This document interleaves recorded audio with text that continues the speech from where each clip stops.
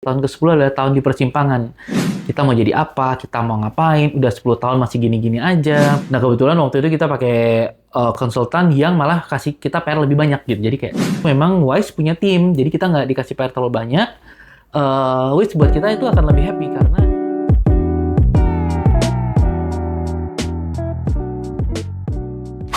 Waalaikumsalam, terima kasih sudah bertamu ke kantor Miranda Moda Indonesia. Saya Pandu Rosadi, CEO dari PT Miranda Moda Indonesia, perusahaan yang membawahi brand modest fashion namanya Ria Miranda. Sebelumnya saya profesional untuk marketing dan ada kerja di perusahaan multinational company. Terus akhirnya bersama dengan istri mengembangkan brand modest fashion ini yang nama brandnya dari Ria Miranda. Jadi tahun ini tahun ke-15, kalau di summary memang perjalanannya ups and down. Ketika tahun ke-10 itu juga ada kebimbangan di mau ke kanan atau mau ke kiri, apa yang mau dilakukan. Sampai dengan hari ini ya nggak kerasa udah 15 tahun.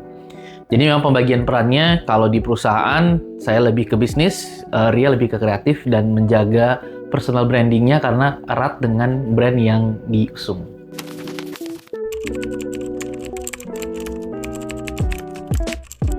Jadi 2009 Ria memulai, 2009 akhir dia memulai, terus 2010 ketemu sama saya.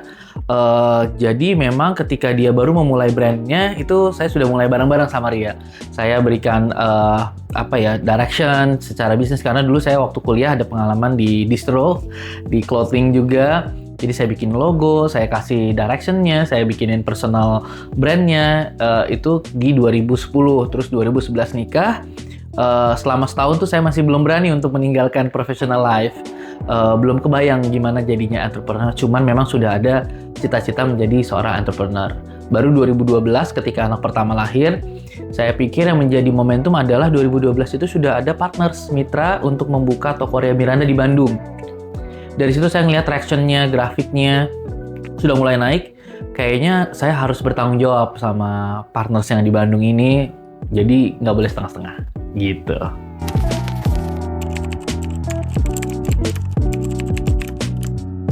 Memang berangkatnya dari misi dari perusahaan ini ya untuk berkreasi menciptakan produk gaya hidup yang menginspirasi nilai kebaikan. Jadi kita nggak mau membatasi diri kita hanya di modest fashion atau hanya di fashion saja. Jadi sekarang kita ada beberapa brand. Yang pertama Ria Miranda, terus ada Cafe Miranda untuk F&B-nya. Terus kita baru meng-acquire 2 brand yang under dalam satu grup. Yang pertama Masa Linen, itu adalah modest fashion yang lebih fokusnya di sustainability, eco-friendly fashion. Sama yang terakhir adalah Good Vibes. Produknya ada di sini. Ini adalah produk-produk yang kita lihat sangat mencerminkan gaya hidup urban people gitu. Jadi Good Vibes dan Masa Linen adalah the latest brand yang ada dalam grup. Ada beberapa brand lagi yang pernah kita coba, cuman kayaknya umurnya nggak panjang, jadi kita banyak belajar dari situ juga.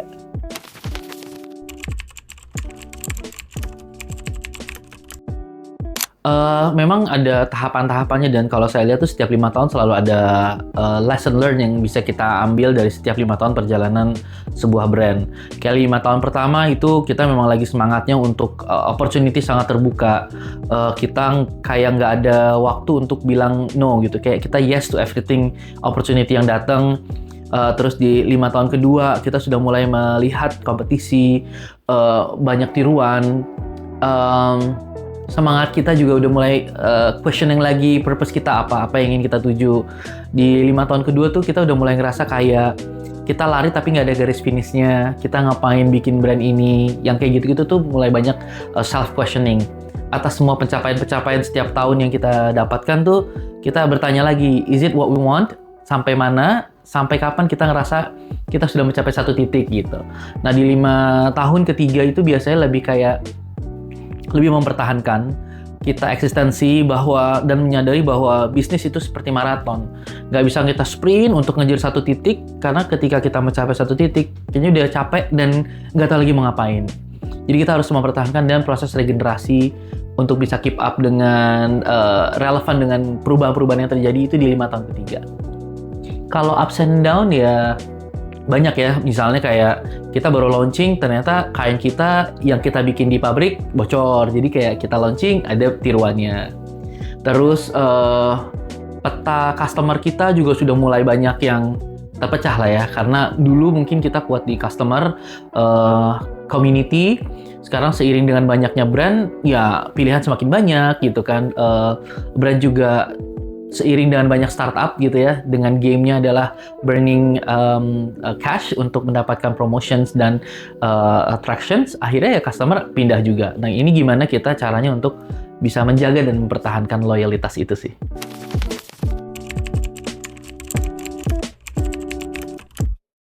Being true with apa yang kita lakukan, true to ourselves, dengan identity kita berubah boleh, tapi kita tetap staying true with our identity aja sih, sehingga customer tuh nggak ngelihat kitanya jadi ikut-ikut tren.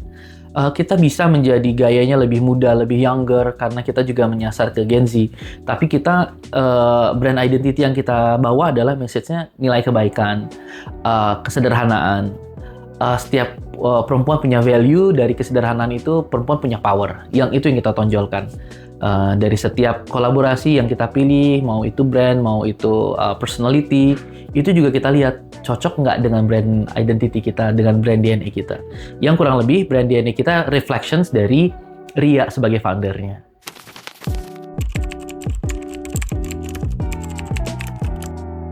Menjaga profesionalisme ini memang learning by doing, walaupun kita sudah punya ada integrity atau yang kita sepakati bersama tuh kadang-kadang kita langgar juga gitu. Kadang-kadang di rumah kita bahas kerjaan, lagi jalan pagi bahas kerjaan, sebelum merem juga ada sedikit bahas kerjaan gitu. Jadi banyak yang kita langgar sampai kita ngerasa kayak pusing ya, stop dulu, baru kita stop. Tapi kalau di kantor memang lagi-lagi ya, saya berusaha untuk profesional karena ada struktur. Saya juga harus kasih contoh ke yang lain bahwa walaupun dia sebagai pasangan, sebagai istri, tapi di kantor ada struktur yang memang harus dijaga. Ada teguran yang kita sampaikan kalau misalnya salah atau tidak perform. Itu yang agak sulit karena ketika kita bisa negur di rumah, di kantor, di rumah dia balik negur kita gitu. Panggilan kita nggak ada panggilan ini sih ya. Kadang-kadang di panggilan nama, tapi kita nggak ada kayak panggilan Pak atau Bu. Kadang-kadang malah suka kepleset, suka panggil saya di kantor gitu. Jadi kayak udah biasa aja sih.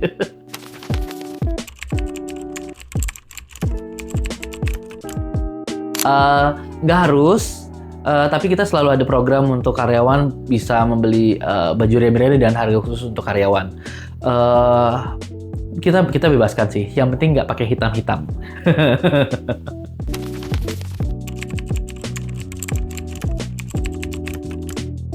Memang ada zamannya ya, kalau di fashion, zaman sebelum Ria Miranda tuh semua pakai nama personalnya. Itang Yunas, Ivan Gunawan, mungkin itu dan lainnya semua pakai nama. Kenapa? Karena yang namanya profesi fashion designer itu gak banyak dulu. Dan kalau misalnya memang mau jadi fashion designer, biasanya sekolahnya mau keluar negeri atau memang khusus sekolah menjadi fashion designer. Dan itu terjadi sampai dengan zamannya Ria. Zamannya Ria itu ada Ria, Jenahara, Dian Pelangi, dan lain-lain tuh masih pakai nama. Tapi makin kesini ketika orang melihat, oh baju muslim bisa dengan mudah untuk entry point-nya gampang lah ya. Ada baju yang lucu, kita bisa gambar, penjahitnya ada, supply kainnya juga ada, jadi sebuah brand. Akhirnya mereka bikin brand. Memang ada plus minusnya untuk bikin brandnya dari nama atau dengan nama brand yang kita create. Akan bisa lebih long last kalau misalnya pakai namanya bukan nama perorangan. Karena yang dibangun adalah brand. Tapi kalau misalnya dibangunnya adalah nama perorangan, berarti kita harus ngejaga dua, brand dan personality-nya. Yang personalnya ini kadang-kadang memposisikan dirinya bukan tidak true to their own self gitu. Jadi kadang-kadang aku mau kelihatan sebagai wanita yang kuat gitu ya, sebagai wanita businessman gitu. Padahal sebenarnya dia enggak. Nah itu kan yang kadang-kadang jadi capeknya dia, sehingga ada satu titik gue sebenarnya capek untuk pretending untuk sebagai sebuah brand, karena aku sebagai manusia juga sebenarnya nggak gitu-gitu amat. Sehingga ya itu tadi bisa turun, bisa hilang. Ketika orangnya hilang, brandnya nggak kedengeran. Nah apa yang coba kita lakukan adalah pelan-pelan memang sosoknya Ria nggak terlalu kita tampilkan. Yang kita tampilkan adalah sosok inspiring woman yang lainnya, pakai model, tapi Ria selalu memberikan message dari setiap koleksinya, gitu. Itu yang coba kita implementasi di brand Ria Miranda sih.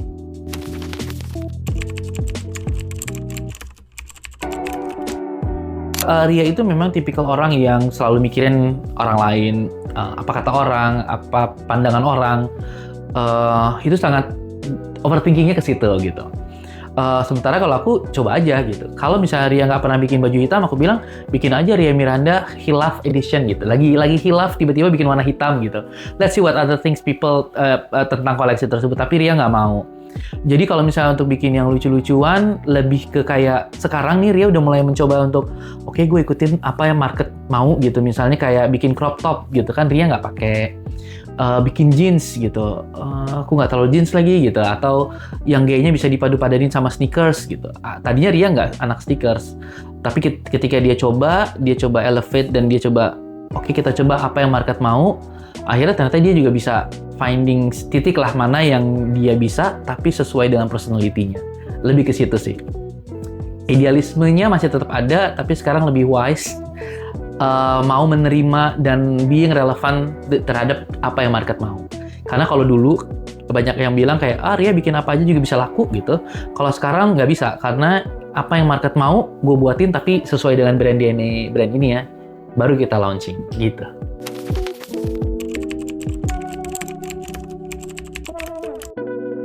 Yang pertama, kebanyakan sih memang hasil riset dari tim. Karena setiap tahun tuh kita selalu thinking apa yang akan kita keluarkan di tahun berikutnya. Karena persiapan untuk kolaborasi itu 1 tahun. Mulai dari pendekatan, perkenalan, ngajuin bisnis proposal seperti apa, belum produksi, belum ada revisi, dan lain-lain itu 1 tahun.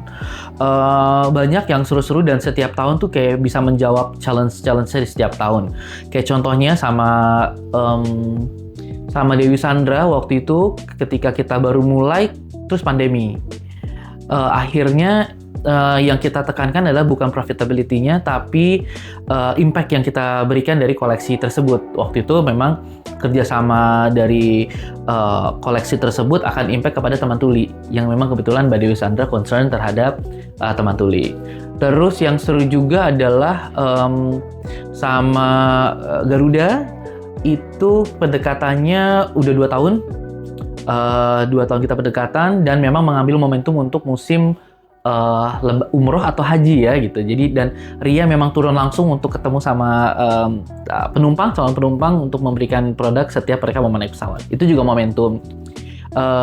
Dan yang terakhir yang mungkin nggak disangka-sangka adalah kita sama Seniman Mangmul yang secara skalanya dia udah internasional, udah sampai ke luar negeri pamerannya, dan kita menjadi brand kedua dan yang bisa kolaborasi sama Mangmul. Tapi momentumnya beda karena Mangmul bikin karya yang khusus untuk mencerminkan brand Ria Miranda. Jadi dia bikin karya yang semuanya serba pink gitu. Itu serunya di situ.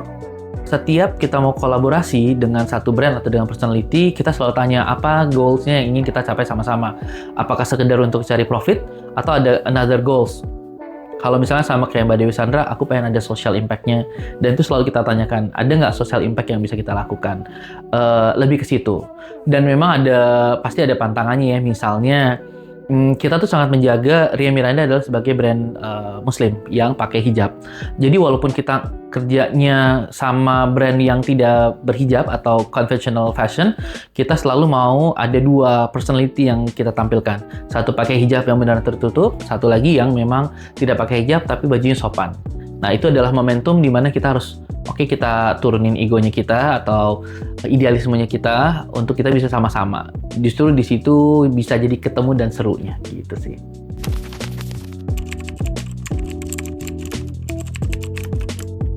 Ya, kalau di Ria Miranda kita memang semuanya masih dibuat di lokal, cuma di Bandung ya. Kita juga nggak punya pabrik karena kita kerjasama sama orang-orang yang sudah punya skalanya di situ. Sejauh ini memang impact-nya nggak terlalu terasa karena memang kita sudah menjalin kerjasama sama pihak ketiga, partners kita ini udah cukup lama. Jadi kita masih bisa menjaga mulai dari transparansi harga, mulai dari supply chain, itu masih bisa dijaga di situ. Tapi kalau untuk brand-brand lain, murah menjadi salah satu trigger untuk kita bisa memulai sebuah usaha. Tapi sustainability-nya juga mesti dijaga. Dan mungkin ya, kalau misalnya nanti skalanya makin lama makin berkembang, yang dilihat adalah circular economy yang bisa terjadi dalam sebuah usaha yang dijalankan. Kayak misalnya kalau di Ria Miranda, kita belinya di Bandung. Dari Bandung, mereka produksi sendiri, mintal sendiri. Di situ mengkaryakan banyak sekali orang-orang di sekitarnya. Di kita juga dijahit juga semuanya mau ada di Bintaro atau di Bandung. Jadi kita berusaha untuk bisa ada domino efek ekonomi yang terjadi dari apa yang kita kerjakan di sini. Dan alhamdulillah ketika kita maju, mereka juga maju. Jadi akarnya tuh lebih kuat gitu. Kadang-kadang kalau misalnya kita lagi sepi jahitan atau kasih bisnis, justru mereka yang kasih support dan kasih insight buat kita.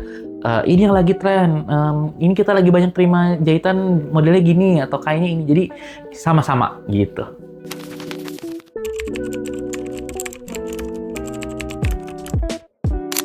Memang di 2 tahun belakangan kita gencar untuk mengembangkan ekspansinya di on manage, jadi kita yang kelola sendiri. Sekarang udah ada 12 dan pergerakannya adalah kita mau masuk ke mall. Sisanya kita sekarang ada 45, berarti sisanya kita kerjasama sama local partners. Plan ke depan kita masih mau memperkuat kehadiran kita di Indonesia. Kita masih terus ekspansi kita ada target di 2025 akan ada penambahan 10 store lagi. Kita mau mencoba lebih mudah untuk dijangkau sama masyarakat di Indonesia, khususnya Indonesia Timur. Yang berikutnya kita open sekarang udah mulai go global ya. Any opportunity yang datang kita akan coba untuk exercise ke sana. Kita kalau global itu bukan cuma sekedar exhibitions atau runway, tapi memang mencari partners yang bisa mengembangkan brand Ria Miranda di negara-negara tersebut sih. Kita lebih ke trade show, kita lebih ke B2B, opening store, kayak gitu sih.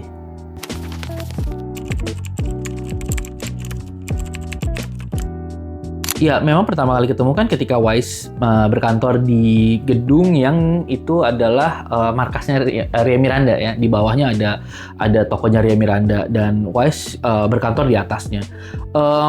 At first aku nggak tahu Wise itu apa gitu, tapi karena dalam satu lingkungan yang sama ketemu dan ngobrol, dan kebetulan ketika itu aku lagi momentum untuk mencari konsultan. Karena waktu itu tahun ke-10, nah balik lagi tahun ke-10 adalah tahun di persimpangan. Kita mau jadi apa, kita mau ngapain, udah 10 tahun masih gini-gini aja, perlu ada kacamata point of view dari di luar organisasi untuk bisa capturing bisnisnya kita. Nah kebetulan waktu itu kita pakai konsultan yang malah kasih kita PR lebih banyak gitu, jadi kayak dia minta bayar konsultan, malah kita juga yang dikasih PR lebih banyak lagi gitu kan. Jadi nah terus akhirnya memang kita perlu untuk seperti corporate audit lah, untuk pengen tahu gimana sih perusahaan ini mulai dari segi finansialnya, apa PR-PR yang harus dikerjakan. Dan waktu itu memang Wise punya tim, jadi kita nggak dikasih PR terlalu banyak, which buat kita itu akan lebih happy karena yang meng-capture orang luar, kita kasih data, terus diolah, terus dikasih suggestions. Jadi dari situ banyak ngobrol, terus banyak program-program Wise juga yang terus kita support. Karena lingkungannya juga kebentuknya di situ, akhirnya ya banyak kerjaan-kerjaan dan kegiatan yang kita bisa kolaborasikan. Termasuk salah satunya kita meng-acquire brand-brand ini itu juga menggunakan jasa Wise.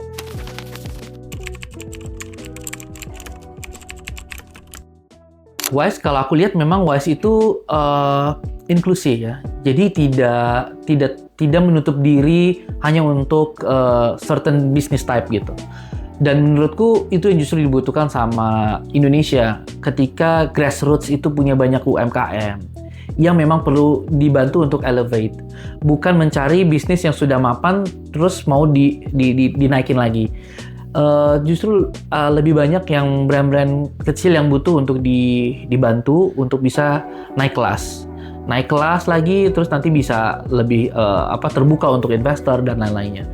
Kehadiran Wise aku rasa lebih diperlukan untuk lebih banyak gitu ya. Jadi harapannya adalah mudah-mudahan yang pertama Wise pindah kantor yang lebih besar karena timnya semakin besar, bisa serving Indonesian region, Mungkin nanti akan ada perwakilan WISE di Sumatera, WISE Indonesia Barat, Indonesia Timur, dan Indonesia Tengah. Jadi nanti bisa bikin musyawarah besar WISE nasional dengan mempertemukan banyak brand. Brand itu bisa berkolaborasi di dalamnya, yang kemudian di bawah payung WISE. Dan harapannya juga WISE bisa menjadi suara ke pemerintah. Karena ya buat aku pribadi ke pemerintah sudah banyak kasih saran, tapi kayak berganti pemerintah, berganti kebijakannya juga. Jadi memang di situ beda game lah gitu. Nah, aku rasa WISE punya capacity di situ.